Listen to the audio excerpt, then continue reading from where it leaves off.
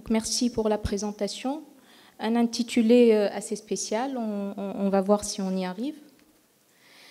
Donc, l'implantation et la réceptivité utérine sont un problème central en reproduction. Faut savoir que les 30 premières années de l'AMP ont été dédiées à l'ovocyte et à l'embryon. À l'inverse, l'endomètre était considéré comme un acteur passif en AMP.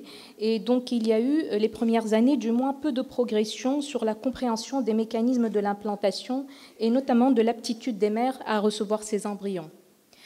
Les acteurs de l'implantation impliquent un embryon euploïde de bonne qualité, un endomètre réceptif et une synchronisation entre les deux pour qu'il y ait implantation.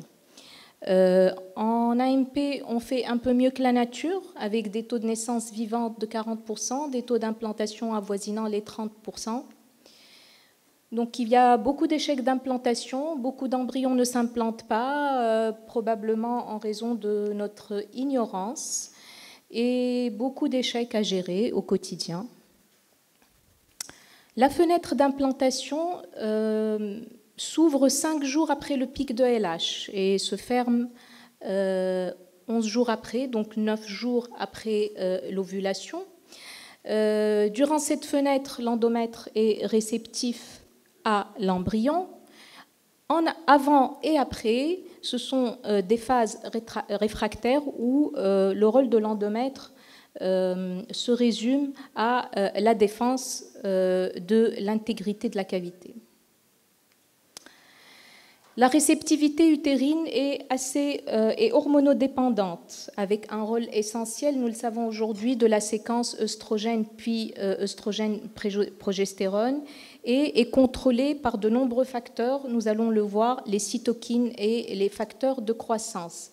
Ici, je vous ai mis les grandes étapes de l'implantation. Après l'éclosion du blastocyste, il y a une phase d'apposition où le blastocyste va se poser sur l'endomètre avec le bouton embryonnaire contre le site d'implantation, suivi par une phase d'adhésion où il va y avoir les premiers contacts étroits entre l'embryon et l'endomètre grâce à des molécules que l'on appellera les lectines, et enfin une phase d'invasion où le syncytiotrophoblaste va aller envahir de façon contrôlée la muqueuse utérine.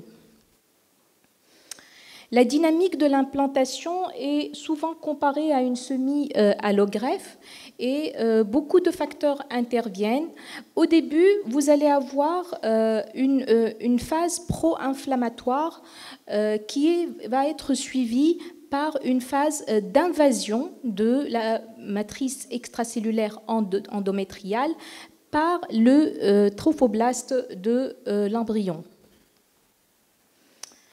Et parallèlement, on assiste à un phénomène qui est très important, qui est la désidualisation. C'est un phénomène de remodelage endométrial qui survient à chaque cycle. Dans l'espèce humaine, cela ne nécessite pas la présence de l'embryon. Donc il y a une désidualisation à chaque cycle, contrairement aux autres modèles animaux, comme par exemple le modèle murin.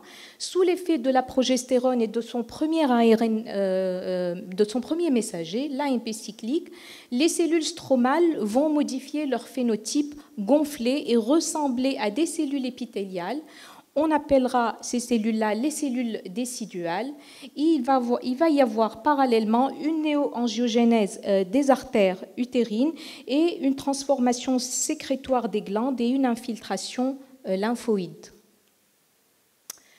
Ces cellules déciduales sont chargées de glycogène, expriment toutes sortes de facteurs comme la prolactine, l'IGF-BP1 et synthétisent facteurs de croissance, cytokines et protéases. Vous les voyez ici, elles sont particulièrement gonflées.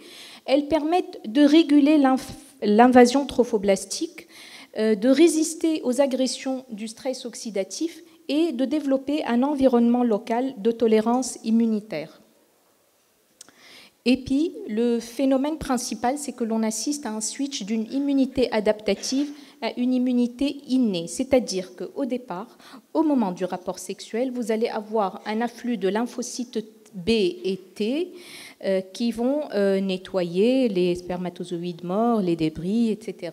Donc c'est destiné essentiellement à une défense de l'intégrité muqueuse. En phase lutéale, vous allez avoir un afflux de cellules uterine natural killer qui sont à différencier des autres types de cellules natural killer, des cellules dendritiques et des cellules T régulatrices, donc mise en place d'un environnement cytokinique tolérogène pour accepter le blastocyste. La cellule natural killer utérine est le pivot cellulaire du processus immunologique qui est à l'origine de l'implantation, qui est à différencier des cellules natural killer sanguines tueuses de tout ce qui est non-soi que l'on retrouve dans le sang. Elle sécrète des cytokines Th2 majoritaires. Elle permet l'immunotrophisme qui est la base de la croissance fœtale et une angiogénèse permettant un développement adéquat du placenta. Tout ça dans un bain de cytokines, essentiellement les interleukines 15, les 18 et ce que l'on appelle la TUIC. Alors le synchronisme embryon-endomètre a été démontré depuis un moment déjà. Je vous mets ici l'étude de Shapiro qui a montré dans les transferts frais de blastocystes AJ5 et AJ6 que les taux de grossesse et d'implantation étaient significativement plus faibles pour les J6 que pour les J5 en transfert frais en cycle stimulé. La stimulation ovarienne entraîne une avance de l'endomètre, donc c'est ce qui explique ce phénomène, parce que ces blastocystes-là, quand on les transfère au décours d'un transfert d'embryon congelé, eh bien, les J6 s'implantent aussi bien que les J5, donc autant de taux de grossesse que de taux d'implantation dans les deux bras. Donc, la stimulation ovarienne a un effet sur le synchronisme embryon-endomètre, que ce soit par l'effet des gonadotrophines ou par l'élévation de la progestérone elle-même avec la lutéinisation prématurée. Il y a une maturation prématurée du stroma et une différenciation prématurée des glandes et une altération de l'expression des gènes endométriaux et de l'expression même des gènes qui codent pour les récepteurs aux oestrogènes et à la progestérone. Pourtant, la fenêtre d'implantation est assez flexible. Ça a été prouvé par plusieurs études, comme cette étude par exemple. Alors, le 0, ici, c'est pour le synchronisme optimal entre l'embryon et l'endomètre. Et à mesure que l'asynchronisme s'aggrave, on assiste à une altération des taux d'implantation. Et donc, les taux d'implantation sont franchement réduits lorsque l'asynchronisme dépasse 1 jour et demi, que ce soit en avance ou en retard. Viennent corroborer cette constatation plusieurs études. Je vous en ai mis 2. Cette étude rétrospective avec 3 sous-groupes. Donc, ce sont 341 replacements d'embryons congelés de blastocystes en cycle naturel, avec 3 sous-groupes en fonction du pic de LH. La définition du pic de LH a été prise avec une valeur de LH supérieure ou égale à 20 unités par litre.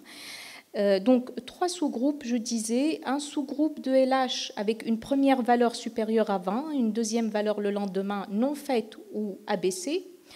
Les 2 autres sous-groupes, 2 valeurs de LH de plus de 20 unités par litre. Dans le groupe 1, on transféré 6 jours après le pic de LH, de la première valeur. Dans le groupe 2, on transféré 6 jours après le pic de LH. Et dans le groupe 3, on transféré 7 jours après le pic de LH, en prenant en compte toujours la V1, la première valeur. Et il n'y a pas de différence significative pour ce qui est des taux d'implantation, de grossesse clinique et de grossesse clinique cumulée. Et donc pas de différence significative. Cette étude est prospective. Cette étude est prospective. Cette deuxième étude sur 115 transferts d'embryons congelés de blasto en cycle naturel 5 jours après l'ovulation, donc ce qui correspond à un pic de LH plus 6 jours, une ovulation qui a été déterminée échographiquement par ces auteurs-là, plusieurs mesures de l'ALH par jour, jusqu'à 4, avec des corrélations entre les taux de grossesse évolutive et le jour du transfert en fonction des différentes définitions du pic de LH retrouvées dans la littérature. Alors dans la littérature, il s'avère qu'il y a plusieurs définitions du pic de LH. Les voici, suivant plusieurs auteurs. Moi, j'ai été surprise. Celle que je connais, ça a toujours été celle de Testard en 1981. Et quand on regarde les taux de grossesse que vous voyez là, en fonction du nombre de jours après le pic de LH auquel les blastos ont été transférés, par exemple, pour eux, ça a été transféré l'ovulation sur le plan échographique, plus 6 jours, alors que pour cette définition du pic de LH, par exemple, c'est LH plus 8 jours. Et il n'y a aucune différence significative, quelle que soit la définition du pic de LH et quel que soit le nombre de jours après ce pic de LH pour lequel ces blastos ont été transférés. Donc il y a une flexibilité de la fenêtre implantatoire à plus ou moins 1 à 3 jours avec très probablement une variété interindividuelle. Comment on peut approcher ou diagnostiquer la réceptivité endométriale? Il y a certes l'approche conventionnelle. Il y a les critères histologiques qui étaient utilisés depuis 1950, qui manquent de précision, qui sont observateurs dépendants, avec des variations importantes en fonction du cycle des femmes. Et puis à un moment, on s'est dit on va rechercher les pinopodes. C'est un peu fastidieux parce que ça se fait en microscopie électronique.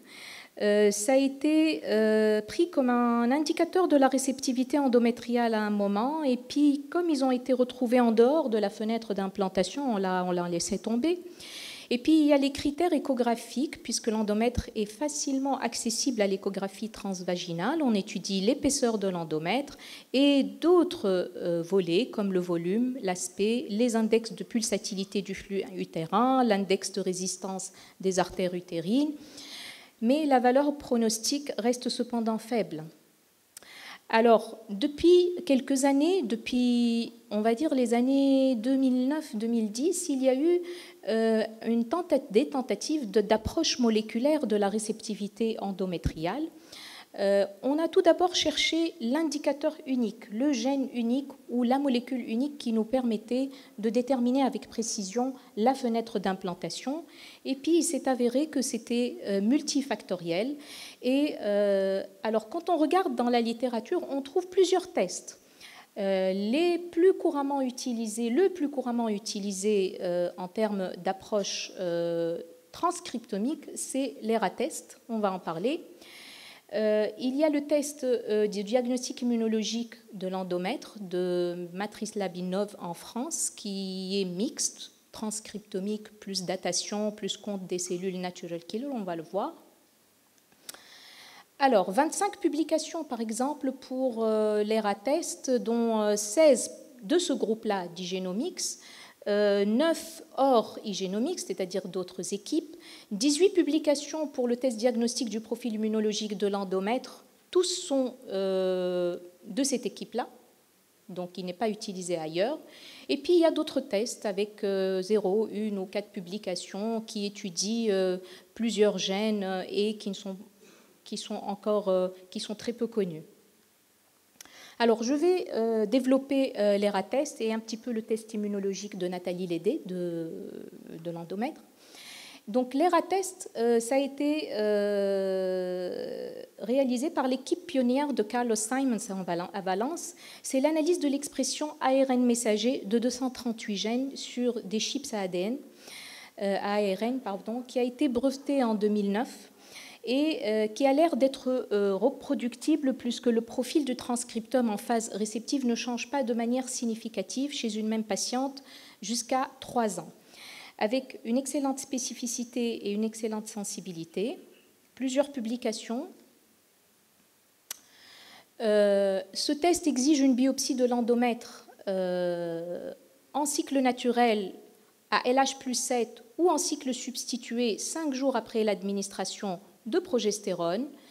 Et il faut obligatoirement que durant ce cycle-là, il y ait une progestérone inférieure à 1 nanogramme par millilitre. En cycle naturel, cette progestérone sera réalisée le jour du pic de LH, en cycle substitué, le jour du début des progestatifs, avant le début des progestatifs. Le laboratoire répond réceptif ou non réceptif. Quand c'est réceptif, on peut envisager sur un cycle d'après un transfert personnalisé d'embryon. Quand c'est non réceptif, il recommande de faire une seconde biopsie.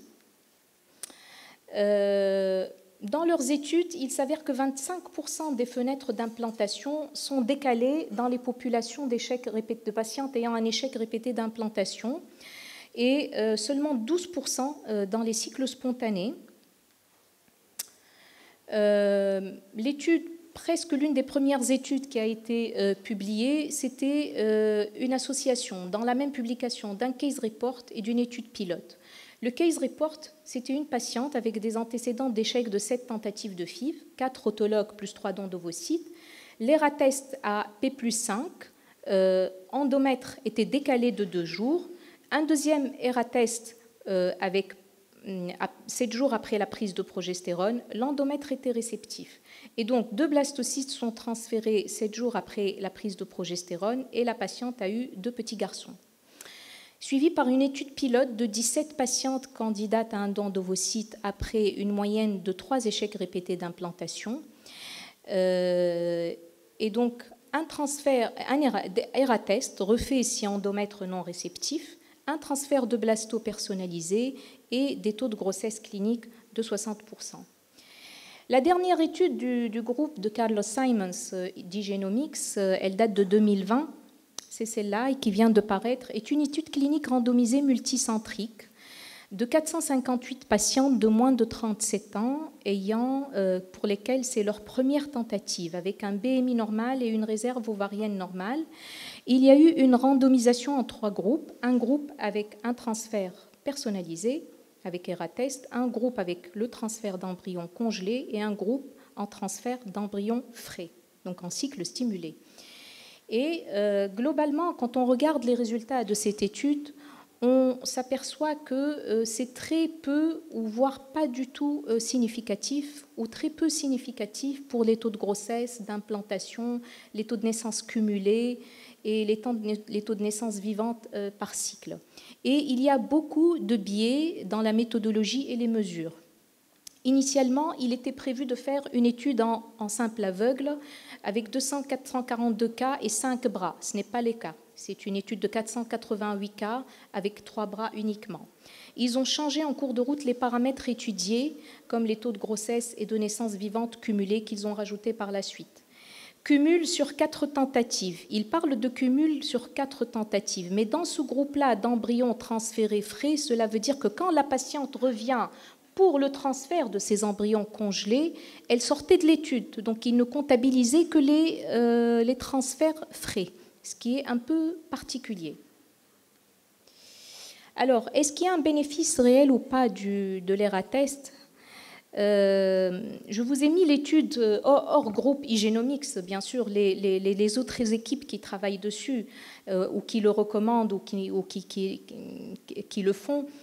Oui, pour certaines équipes, non pour d'autres. La balance, elle est à peu près équilibrée pour le moment. Et c'est toujours des petites cohortes et des études rétrospectives rendant la randomisation difficile.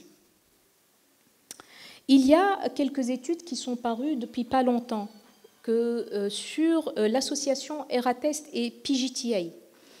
Alors j'en ai trouvé deux rétrospectives, une un peu plus grande que l'autre, avec une série de 2110 échecs répétés d'implantation, l'autre avec 291 patientes. Ici, il n'y a pas d'intérêt à utiliser l'ERA-test, petit bénéfice pour le PGTA, pour les échecs répétés d'implantation. Là, c'est une équipe d'Inde qui rapporte une amélioration des résultats, si présence d'un embryon euploïde. Mais là également, ça reste à prouver. Il y a beaucoup de choses, il y a beaucoup d'ombres. Maintenant, je vais parler un peu du test du diagnostic du profil immunologique de l'endomètre. C'est un test français. Et en pratique, c'est une biopsie de l'endomètre à J21, J4 du cycle de la dame.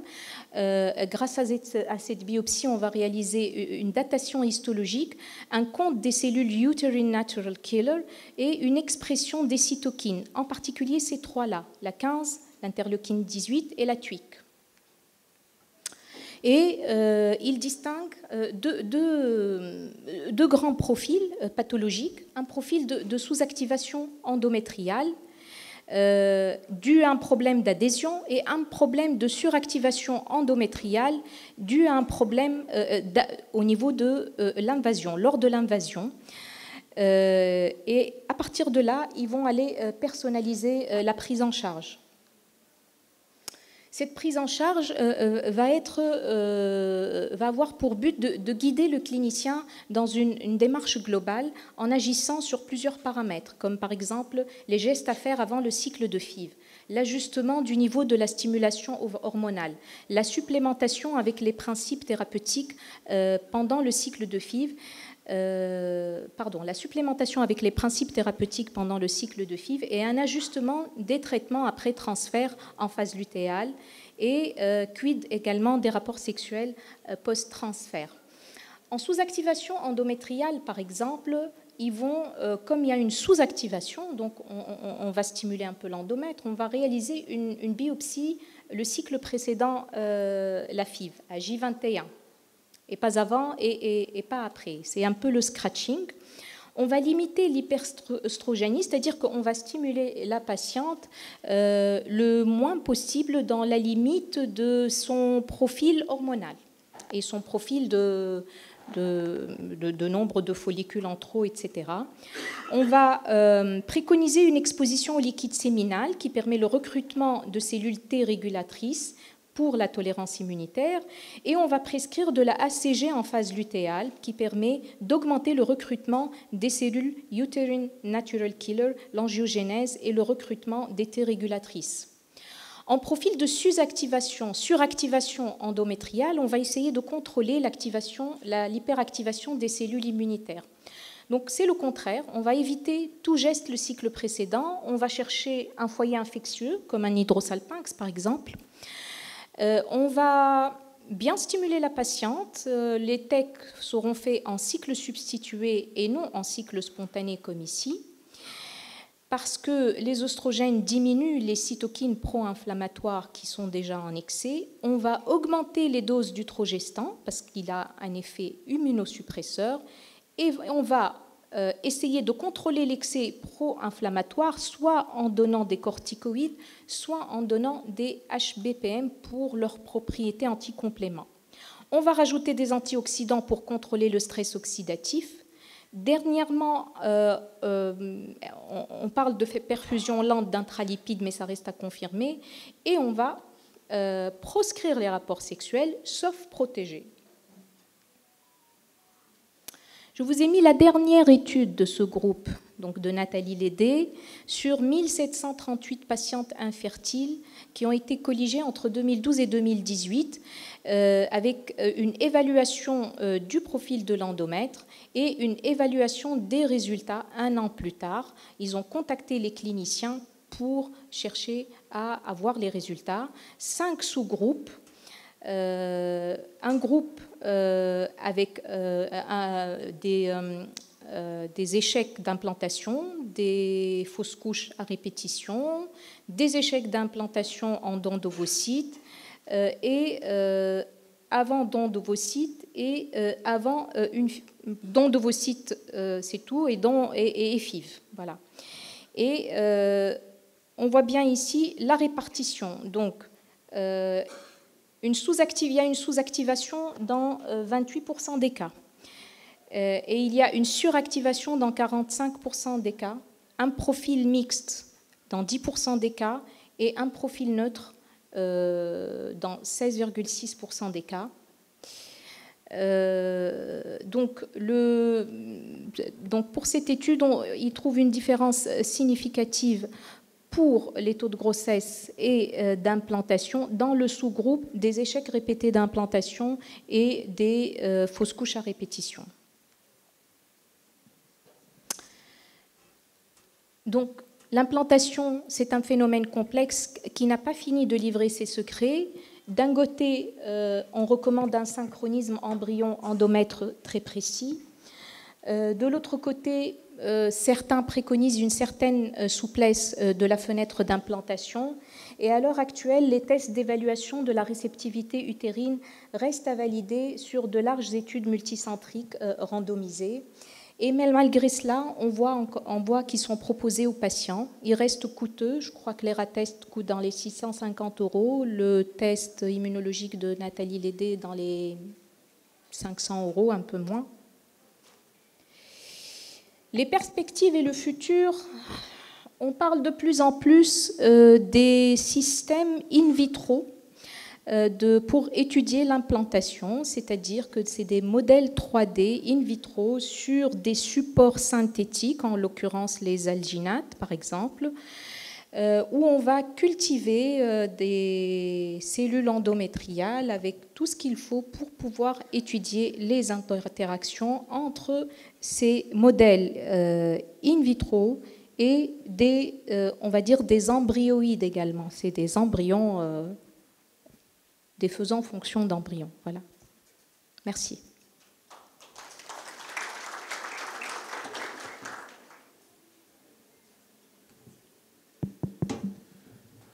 Je voulais remercier le Dr Fourati pour cet excellent rappel de la physiologie et des tests qui permettent l'implantation embryonnaire.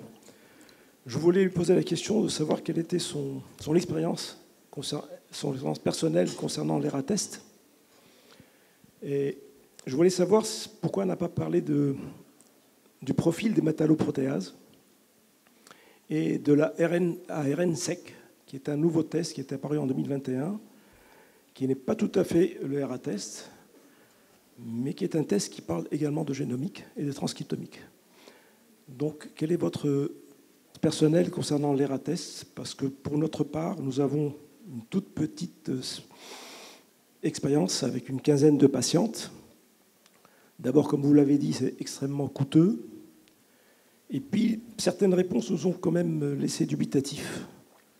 Quand certaines réponses concernent un décalage de quelques heures de l'implantation. Vraiment, ça a été des décalages de 6 heures, voire 12 heures. C'est pour ça qu'on s'est permis d'arrêter notre expérience avec le ERA-test. Personnellement, mon expérience avec le ERA-test, nous avons quelques patientes, quelques très rares patientes. Ça se compte sur les doigts d'une main pour lesquelles on a demandé l'ERA-test. Je crois qu'il y en a une pour laquelle on attend la bêta-HCG. Non. D'accord.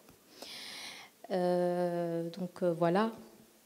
Ça ne fait pas une grosse cohorte pour avoir une idée bien définie. L'ARN-seq, vous m'apprenez des nouvelles, je ne le connais pas personnellement. C'est une étude qui a été faite par Ri et Hall en 2021. C'est un séquençage d'ARN sur 178 gènes qui permet d'avoir un profil de séquençage de l'ARN également pour savoir si l'endomètre est réceptif ou non. Ça a été publié une fois, 2 fois. C'est quelle équipe? Une fois, l'équipe de Ri et Hall. En 2021. Ri, H-E-I. Ah, d'accord. Peut-être qu'il est dans la liste que j'ai mis, je ne sais pas. Non. Je ne l'ai pas vu. Et concernant les métalloprotéases, bon, j'ai mis les choses qui me semblaient être les plus importantes. Après, il est sur le schéma où il y a les cytokines, où il y a les lectines et tout. Après, sur le plan, j'ai essayé de focaliser essentiellement sur les choses qu'on va utiliser par la suite pour développer la partie clinique des tests et tout. Sinon, ça rend les choses trop fondamentales. Merci. Est-ce qu'il y a des questions ?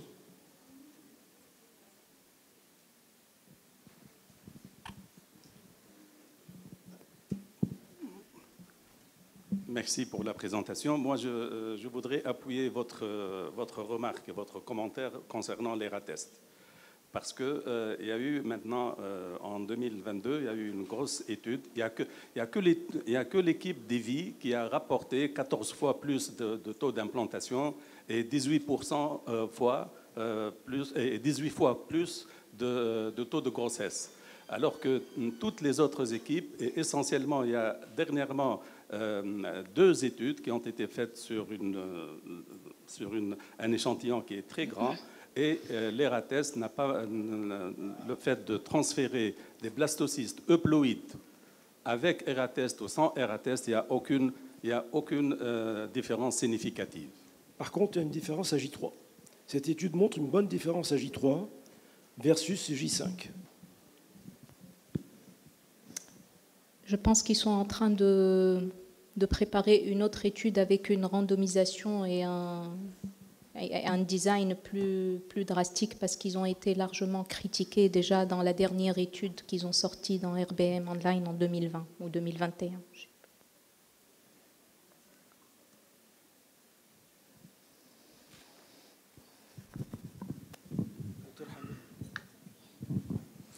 Oui, moi je pense aussi que si on fait des études comme ça pour étudier le rôle de l'endomètre dans l'implantation, que ce soit les RATEST ou bien les tests de natalité, les tests immunologiques, sans faire le diagnostic pré-implantatoire de l'embryon, on ne peut pas sortir des conclusions.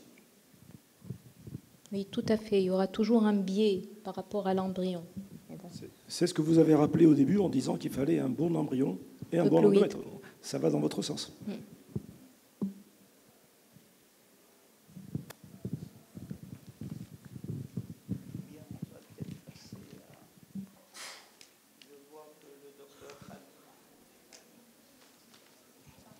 Donc on va le prendre au vol et l'inviter à monter sur l'estrade pour nous présenter le microbiote et l'implantation en FIV.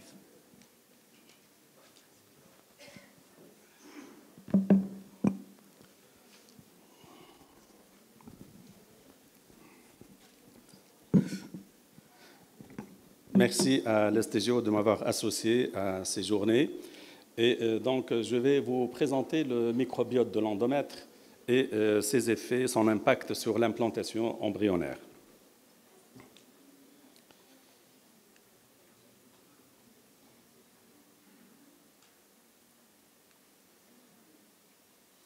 Bien.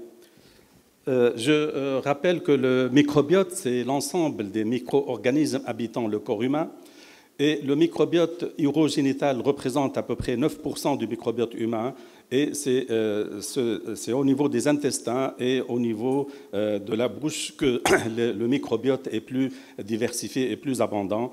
Et nous avons 10 fois plus de bactéries que de cellules humaines, 1 à 3% du poids corporel. Et jusqu'à 99% de l'ADN chez l'homme provient des gènes microbiens, et ce qui représente donc ce microbiote, il représente en fait notre deuxième génome.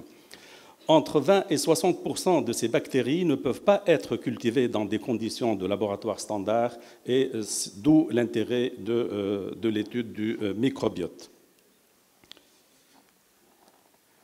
Alors, comment étudier le microbiote et comment le mesurer? C'est grâce à la métagénomique, qui est une technique de séquençage par NGS et d'analyse de l'ADN contenu dans un milieu, à l'inverse de la génomique, qui consiste à séquencer un génome d'une seule espèce. Alors, il y a 2 types de métagénomique, il y a la globale et il y a la ciblée. Et dans ces cas précis, pour l'étude des bactéries, on utilise la métagénomique ciblée, parce que c'est séquencer un gène unique, à savoir l'ARN16S, qui est un gène présent uniquement chez les bactéries. Alors, au début, donc, il y a eu beaucoup d'études sur le microbiote vaginal et son impact sur l'infertilité et les complications obstétricales. Et voilà une série d'études qui ont montré que le risque de certaines bactéries pathogènes sont des causes directes d'infertilité, et 20 à 30% des femmes asymptomatiques présentent un microbiote vaginal altéré, avec des agents pathogènes anaérobies et jusqu'à 40% des patientes en FIV présentent donc un microbiote vaginal anormal. Les conséquences de la vaginose bactérienne, elle est responsable d'un risque accru donc de chance de fausse couche, de chance de grossesse plutôt, moins 12 fois, et de fausse couche fois 2, de fausses couches tardives multipliées par 5 et de rupture prématurée des membranes et d'accouchement prématuré. Mais en étudiant le vagin, on s'est posé la question suivante. Est-ce que c'est au niveau du vagin que se fait l'implantation ou au niveau de l'utérus? Et donc, le bon sens veut dire qu'il vaut mieux étudier donc le microbiote au niveau de l'utérus. C'est parce que c'est le lieu naturel de l'implantation. Alors, est-ce que ce microbiote endométrial ou utérin existe? Je rappelle que jusqu'à 1954, à peu près, on considérait, il y avait un consensus, et on disait que la cavité utérine est stérile. Et elle est protégée par le bouchon cervical, et on l'a comparé d'ailleurs le bouchon cervical au colosse de Rhodès, que vous voyez ici, dans la Grèce antique, cette statue qui protège le port de Rhodès en Grèce. Mais après, grâce donc dans les années 80, il y a l'apparition des méthodes de culture et on a démontré que le bouchon cervical était perméable, surtout grâce aux contractions péristaltiques de l'utérus qui se font essentiellement au niveau de la phase folliculaire. Et après, donc, il y a eu l'hypothèse en 1999 de l'impact négatif des bactéries utérines sur la fertilité. Et après, il y a l'avènement de la bêta-génomique, l'NGS, qui a permis donc l'évaluation globale de ce microbiote utérin. Et c'est grâce à cette évaluation que donc, plusieurs études ont été faites. Alors, la technique, c'est on fait soit une aspiration du liquide donc de l'endomètre, soit une biopsie du tissu endométrial. Et quand on fait l'aspiration, il faut bien avoir un dispositif qui protège le cathéter d'aspiration de la contamination vaginale et cervicale. Ensuite, on fait l'extraction de l'ADN et séquençage ciblé du gène CSS-RNA et NGS et analyse bioinformatique. Alors, donc, la composition du microbiote endométrial et versus vaginal, comme vous le voyez, ça a été donc fait. Et les microbiotes endométrial et vaginal sont pratiquement similaires quand on voit la courbe, quand on voit donc la représentation ici. Et sont principalement constitués de lactobacilles. Et vous voyez la différence ici. D'autres études ont montré que le microbiote endométrial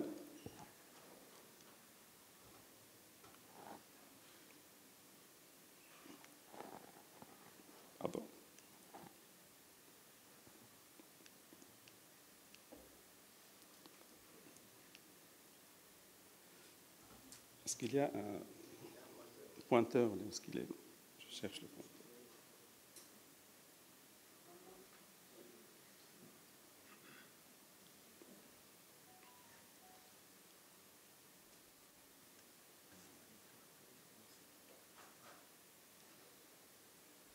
Donc, vous voyez ici que la distribution de microbiote au niveau de l'utérus, ici, il est plus diversifié et contient moins de lactobacilles, alors qu'au niveau du vagin et au niveau du col, il y a une prédominance et une dominance donc, distincte du lactobacille. Et pourquoi c'est plus diversifié? C'est parce que ce microbiote donc, utérin, il y a une ascension vaginale à travers l'orifice cervical, il y a aussi une voie péritonéale à travers les trompes et une voie sanguine, et donc passage des microbes, surtout ceux de l'intestin et de la bouche par voie sanguine vers l'utérus. C'est pour cette raison-là que le microbiote donc, utérin est plus diversifié. Alors, quels sont les critères d'une eubiose et d'une dysbiose? Et les critères sont de Moreno 2016. Lactobacille dominant, c'est quand le lactobacille est présent de plus que 90%, contre moins de 90%, on est dans une situation de dysbiose. Et d'autres comme Kiono en 2018, il a établi le cutoff à 80%, et Kiono en 2018, il a donc un cutoff à 80% plus présence d'autres bactéries. Alors, quelle est la preuve de que le microbiote endométrial ait un impact sur l'implantation embryonnaire? C'est cette première étude de Moreno, c'est encore de l'équipe de vie de Carlos Simon, et ils ont fait une étude de bactéries, de microbiote avec des prélèvements qui ont été faits sur l'extrémité du cathéter du transfert embryonnaire. Ils ont montré qu'il y a une diminution du taux d'implantation et de grossesse et une augmentation de risque de fausse couche. C'était en 2017. Et ensuite, il y a eu cette étude en 2016 aussi, c'est la même équipe qui a donc comparé 17 patientes contre 15 patientes qui ont un lactobacille dominant avec 90% contre donc lactobacille non dominant, et vous voyez qu'il y a ici donc une diminution nette significative du taux de grossesse, du taux d'implantation, de grossesse évolutive, de taux de plus de fausses couches et de diminution de taux de naissance. Et vous voyez le profil donc génomique du microbiote quand il y a ici une naissance vivante et quand il y a ici une fausse couche et quand il n'y a pas d'implantation.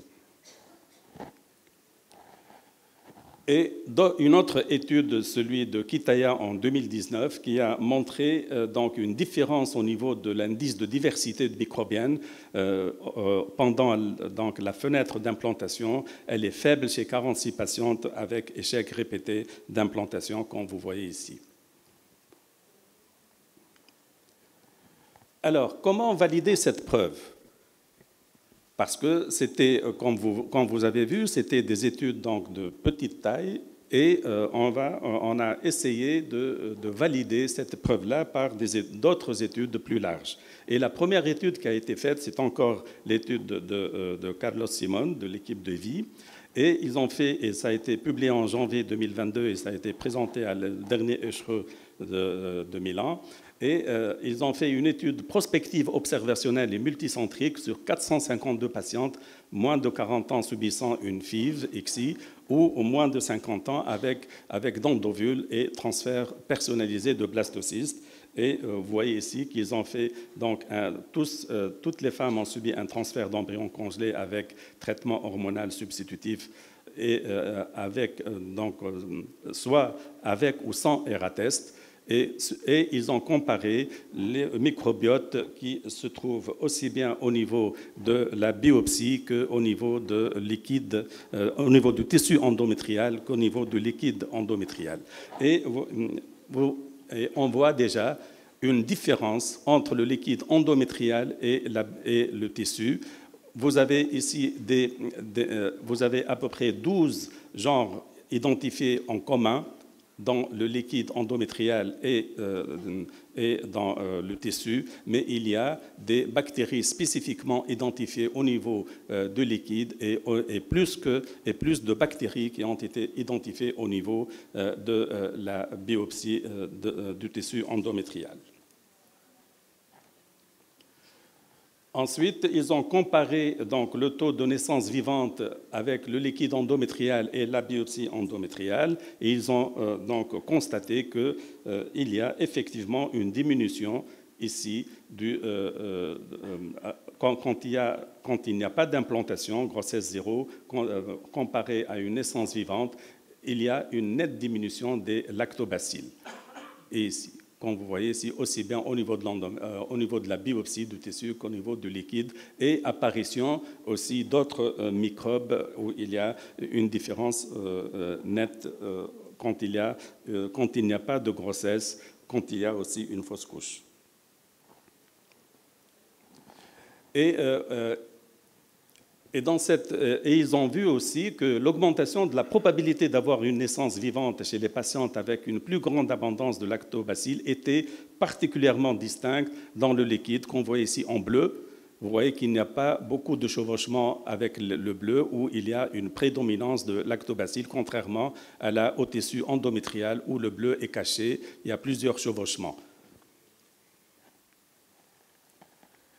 Et le profil donc des bactériens du microbiote endométrial et implantation, et vous voyez que quand on étudie donc le liquide endométrial, ce qui est en rouge, c'est bénéfique pour une implantation, donc il y a une dominance de lactobacilles et l'autre de mycobacterium, alors que s'il y a une dysbiose, vous avez une donc, apparition de streptocoque, de Gardnerella et d'autres microbes. Et on voit pratiquement la même chose, mais au niveau de la biopsie, au niveau du tissu, vous voyez qu'il y a apparition d'autres microbes qui sont spécifiquement liés avec l'implantation et d'autres apparitions de Klebsiella ici qui n'est pas apparu dans le liquide.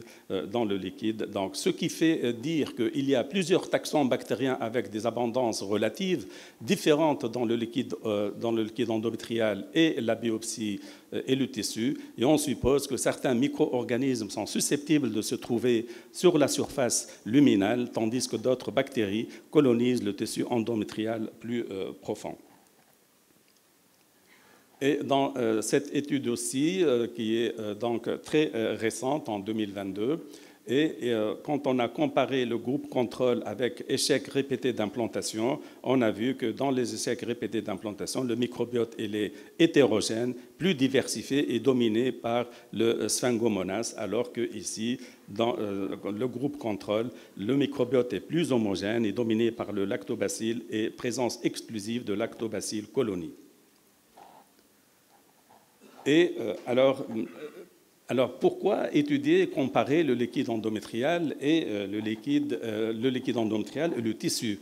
C'est parce que on voulait voir qui a le plus d'impact, qui est le plus corrélé avec le taux d'implantation. Est-ce que c'est le tissu ou est-ce que c'est plutôt le vagin ou est-ce que l'endomètre? Et vous voyez que l'étude du microbiote endométrial est corrélée positivement avec le taux d'implantation, alors que le microbiote plutôt vaginal n'est pas corrélé. Il n'y a pas de corrélation significative avec le taux d'implantation. Alors, est-ce qu'il y a intérêt donc, à étudier le microbiote quel est le plus que peut apporter dans l'endométrite? Vous savez que l'endométrite, elle est responsable de 42 à 56% de fausses couches, d'échecs répétés d'implantation, plus d'accouchements prématurés. Et le diagnostic, elle est cliniquement invisible. Elle est basée sur l'hystéroscopie, l'histologie avec donc, identification des plasmocytes et la culture microbienne. Et quand on fait donc l'étude du microbiote chez les femmes qui ont une endométrite, on voit l'apparition d'autres microbes qui ne sont pas cultivables par les techniques habituelles classiques. Ce qui permet donc, ça va permettre d'adapter le traitement et de mieux traiter ces endométrites chroniques que nous avons du mal à traiter et à guérir. Et vous voyez ici, sur cette plaque, sur cette étude, ils ont comparé l'apport du microbiote dans le diagnostic de l'endométrite Et ils ont montré que ici le microbiote il a une sensitivité de 71% comparée, elle est de 75% quand on associe le microbiote avec l'hystéroscopie et l'histologie. Et donc, le microbiote est aussi peut-être une aide importante pour le diagnostic de l'endométrite et surtout identifier certains microbes que nous ne pouvons pas avoir dans la culture classique et donc être plus efficaces dans le traitement. Alors, quel est le rationnel de l'impact du microbiote endométrial sur l'implantation? Pourquoi il y a donc cet effet négatif sur l'implantation? Alors, le rationnel, c'est que quand on compare ici l'obiose avec la dysbiose, on remarque que ici il y a une distribution qui est tout à fait différente de microbiote. Ici, c'est dominé par les lactobacilles, alors que ici, c'est plus diversifié. Ce n'est plus dominé par le lactobacille. Et ça engendre donc l'expression de plusieurs cytokines pro-inflammatoires et des inducteurs de l'hypoxie et des anti-inflammatoires qui vont donc bloquer l'implantation. Et cette revue parue en août 2022, que si vous êtes intéressé par le microbiote et que vous voulez en savoir plus, c'est une belle présentation qui nous explique qui nous explique justement comment ce microbiote agit au niveau de l'endomètre et il est responsable de plusieurs pathologies au niveau de l'endomètre. Et donc, vous voyez que quand il y a un équilibre, il y a la fonction barrière de la muqueuse, elle augmente. Modification pathologique de l'endomètre diminue. Donc, il n'y a pas de risque de faire des polypes ou des inflammations, des hyperplasies, d'endométriose ou de cancer. Et que la fonction utérine, l'immunotolérance et la fonction endocrine, elle est optimisée. Et contrairement à la dysbiose, au déséquilibre, que la fonction barrière de la muqueuse diminue, les modifications pathologiques augmentent, apparition de polypes, d'inflammations, d'endométrite, de cancer, et la fonction utérine, l'immunotolérance et la fonction endocrine diminuent. Et donc, il a décrit un triangle de fer entre le microbiote endométrial, l'immunologie et l'endomètre.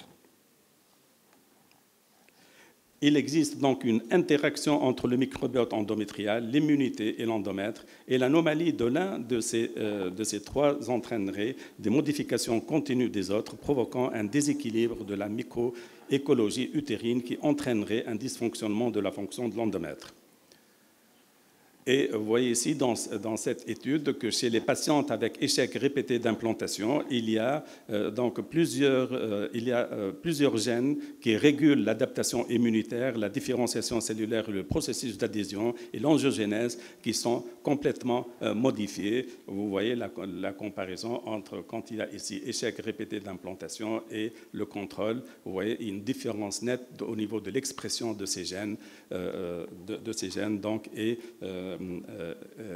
et donc c'est un impact négatif sur l'implantation.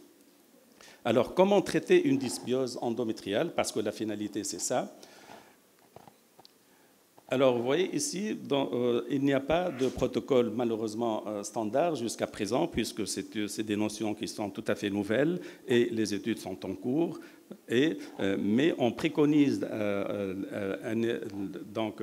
un traitement associant des antibiotiques, des prébiotiques et de probiotiques chez des femmes avec eubiose, comme vous voyez sur cette étude de Kiyono. Vous voyez ici, avant-traitement et après-traitement, il y a donc prédominance de lactobacilles. Vous voyez la différence.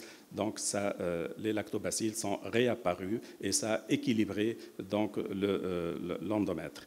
Et le protocole de traitement, c'est antibiotiques pendant 7 jours avec donc lactoferrine et fluoroginal. C'est des probiotiques et des prébiotiques. Voilà.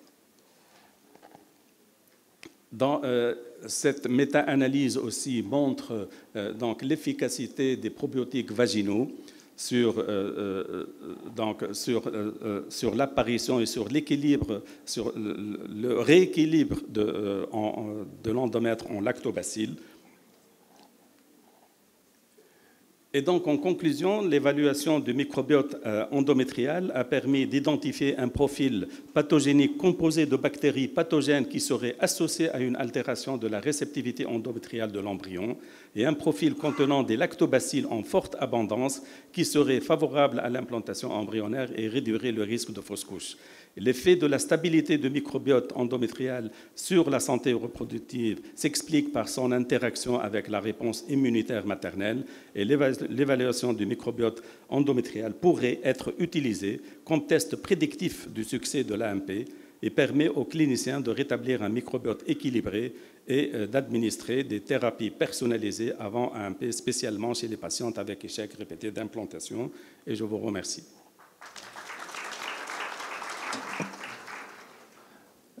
Merci, Dr Mahmoud, pour cette très belle présentation. J'ai juste une petite question. Sur le plan pratique, est-ce que c'est faisable en Tunisie, donc le test, et éventuellement, s'il n'est pas faisable, est-ce que ça serait utile de mettre toutes les patientes qui vont faire de la PMA, leur donner du lactobacille? En tout cas, nous sommes en train de mettre nous sommes en train de mettre en place un pack endométrial où on va avoir le microbiote ici en Tunisie. Mais pour le moment, les cas que nous avons eus, nous les avons sous-traités, mais nous sommes en train de mettre en place le test et ça va se faire prochainement, très prochainement, peut-être dans le mois qui suit, en Tunisie. Est-ce que ça serait utile de donner à toutes les patientes du lactobacille si ça ne fait pas de mal? Non, l'intérêt de l'étude de microbiote, c'est justement de personnaliser, de ne pas donner, d'éviter justement de donner des antibiotiques comme ça à titre systématique. C'est un cadre. Merci Khaled pour ta présentation. Si on compare le microbiote intestinal avec le microbiote utérin, nous savons que le microbiote intestinal en nombre est beaucoup, beaucoup plus élevé que le microbe utérin. Des centaines de milliards, 100 000 milliards de micro-organismes au niveau intestinal à prédominance le côlon. Nous savons que cette flore bactérienne intestinale ne se lie jamais au tissu de la paroi de l'intestin grêle et de la paroi colique. Elle va être en surface de la surface colique et intestinale. Il y a même une interface entre cette flore de micro-organismes et la paroi intestinale. Je suis frappé ici par la pénétration de microbiote utérin dans la paroi de l'endomètre. Oui, je suis d'accord avec toi parce qu'effectivement, au début, on croyait par similitude à l'intestin que les microbes restent à la surface et ne pénètrent pas dans l'endomètre, mais en allant chercher, comme je vous l'ai dit, quand on a pensé à l'implantation, il y a plusieurs phases, donc, et surtout l'invasion et surtout après la pénétration. Et on sait que cette implantation peut s'arrêter, peut ne pas se faire à n'importe quel stade. Et donc, c'était une découverte, effectivement, découverte métagénomique, grâce à la métagénomique, une découverte qu'il y a aussi des bactéries à l'intérieur de l'endomètre. Et c'était une découverte parce qu'on a cherché à savoir est-ce qu'il y a effectivement des bactéries à l'intérieur et on a trouvé. بربي حاجة أخرى زاد اللي معناها مانيش مقتنع بالكدا هو كونه dans le traitement d'une dysbiose du microbiote utérin. Quand il y a une dysbiose, on peut proposer un traitement antibiotique أنا موافق واضح علاش لا pour justement détruire ces bactéries pathogènes qui entraîneraient un effet néfaste sur l'implantation, un effet néfaste sur la poursuite de la grossesse. هكا ولا لا؟ Mais اللي أنا مانيش فاهمه مليح l'apport de ce qu'on appelle les prébiotiques, c'est-à-dire en termes plus simples, les prébiotiques sont des fibres apportées par l'alimentation ou par des compléments alimentaires, des fibres, notamment des fibres solubles, qui vont nourrir la bactérie intestinale. Et les probiotiques sont des préparations qui contiennent des micro-organismes vivants qui vont renforcer le potentiel numérique de la flore intestinale. Comment on peut imaginer un apport de prébiotiques et de probiotiques pour une flore ou un microbiote utérin? C'est parce qu'il y a des microbes qui sont sous-exprimés et d'autres qui sont surexprimés. Et c'est pour maintenir, c'est pour essayer d'avoir un équilibre qu'on donne les deux. Mais bien sûr, c'est des traitements maintenant qui ne sont pas standardisés, qui ne sont pas validés. Et ça demande qu'on fasse beaucoup plus d'études. Et là, la réponse, on ne peut pas apporter une réponse claire et définitive sur le traitement.